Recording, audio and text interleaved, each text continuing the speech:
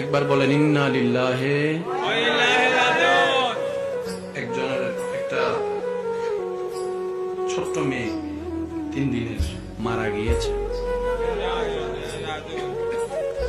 এই মেয়ের মা বাবা যারা আছেন তাদেরকে আমার পক্ষ থেকে মোবারকবাদ, সেলুট। কারণ আপনাদের জান্নাতে যাওয়ার গ্যারান্টিটা অনেকটাই পাক্কা হয়ে গেছে। জোরে বলেন না সুবহানাল্লাহ। যাদের মাসুম সন্তান দুনিয়ার থেকে যায়, এটাও আল্লাহর দয়া। আল্লাহ যখন দেখে মা বাবা জান্নাতে যাওয়ার মতো আমলটা তেমন থাকবে না, তখন ওই ছোট বাচ্চা যখন জান্নাতে যাবে, জান্নাতের দরজায় দাঁড়ায় বলবে, আল্লাহ মারও আদর পাই নাই, বাবারও আদর পাই নাই। সুবহানাল্লাহ বলেন না রে ভাই।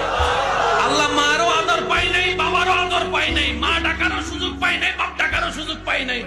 আল্লাহ আমি আমার মা বাপ ছাড়া জান্নাতে যাব না।